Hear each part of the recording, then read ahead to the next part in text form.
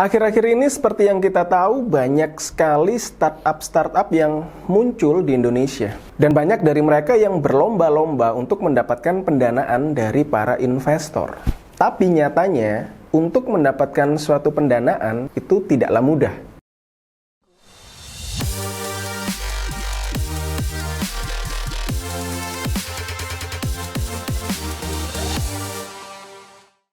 Kembali lagi bersama saya Lukas Setiawan, dan kali ini saya akan membahas terkait persiapan untuk mendapatkan pendanaan dari investor. Eits, sebelum kalian nonton videonya lebih lanjut, jangan lupa untuk subscribe dan nyalakan lonceng notifikasinya supaya kalian mendapatkan update-update video terbaru dan membantu kami untuk mendapatkan 10.000 subscriber.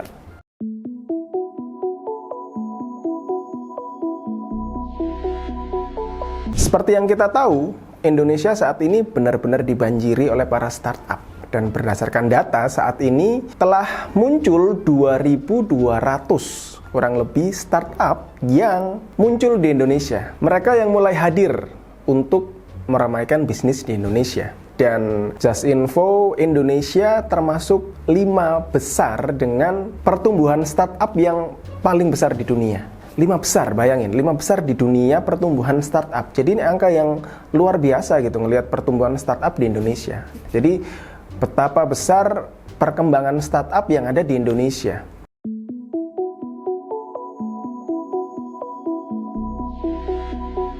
Berdasarkan data juga, di tahun 2021 yang lalu, ya, beberapa startup di Indonesia mendapatkan pendanaan yang benar-benar dahsyat gitu, benar-benar luar biasa, benar-benar besar. Sebagai contoh misalnya GNT Express. Dia secara masif mendapatkan pendanaan sebesar 35 triliun. Goto, dia berhasil mendapatkan pendanaan hingga 18,5 triliun. Angka yang fantastis, bukan? Dan beberapa juga misal kayak Si Cepat ya, kemudian Kredivo ya, kemudian Video ya, itu juga mendapatkan pendanaan dengan angka yang cukup fantastis. Jadi betapa luar biasanya gitu startup-startup ini bisa mendapatkan pendanaan. Nah, bagaimana sih persiapan yang perlu dilakukan oleh para startup untuk mereka bisa menarik minat investor dan memberikan pendanaan bagi bisnis kalian gitu?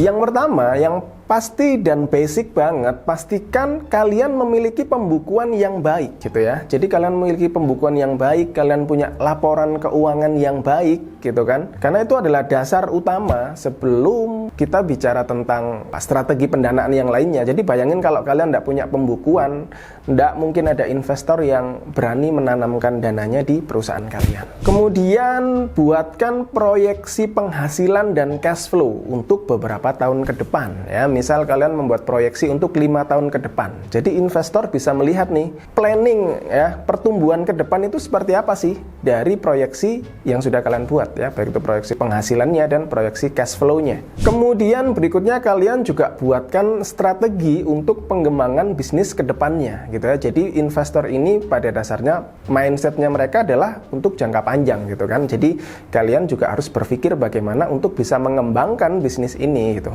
Jadi ke depan mau dikembangkan ke arah mana, kalian harus sudah pikirkan dari sekarang.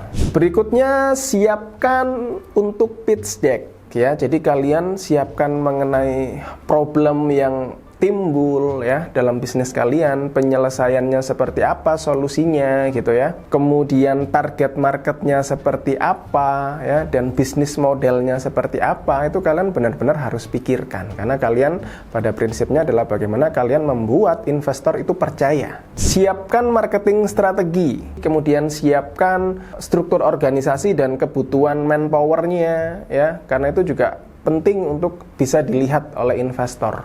Terakhir, kalian juga bisa siapkan exit strategi ya, karena kadang ada investor yang pengen keluar, dia harus tahu betul nih gimana cara exit strateginya. Dan mungkin sebelum kalian masuk ke pendanaan gitu ya, kalian perlu ukur dulu deh sejauh mana sih kemampuan keuangan yang kalian punya gitu. Jadi kalian bisa check up keuangan gitu ya. Check up keuangan ini ibaratnya kalau di dunia medis kalian check up ke dokter gitu ya. Dari check up itu kalian ngerti nih kondisi kesehatan kalian seperti apa nih. Dari situ kalian bisa ngerti obatnya apa sih, penanganannya seperti apa. Nah sama dengan check up keuangan. Kalian ukur dulu gitu ya, kemampuan kapasitas keuangan bisnis kalian sejauh apa. Nah dari situ kalian bisa ngerti seberapa besar kebutuhan dana yang ingin kalian dapatkan gitu.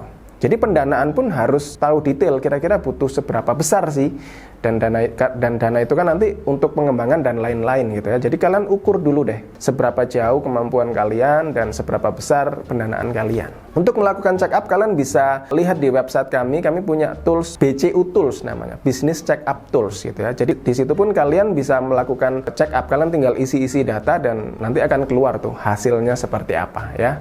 Hasil atas kondisi keuangan kalian seperti apa. Oke, sebelum kalian selesai nonton videonya, jangan lupa untuk subscribe dan nyalakan lonceng notifikasinya supaya kalian tidak ketinggalan nih update-update video dari The Consulting dan kalian bisa membantu kami dalam mencapai 10.000 subscriber.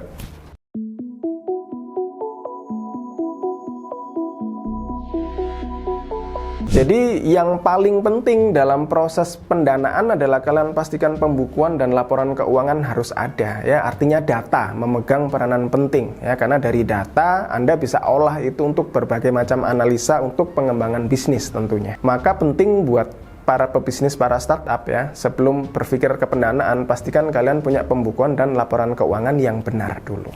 Oke, dan terakhir dari saya, sebuah fakta yang sangat menarik bahwa 78% pengusaha pemula gagal dalam menjalankan bisnisnya itu bukan karena produk mereka tidak laku di pasaran, tapi karena mereka tidak menyiapkan pembukuan yang baik, sehingga mereka kesulitan untuk mengembangkan bisnis mereka dalam jangka panjang. Itu saja dari saya, terima kasih, sampai jumpa di video selanjutnya.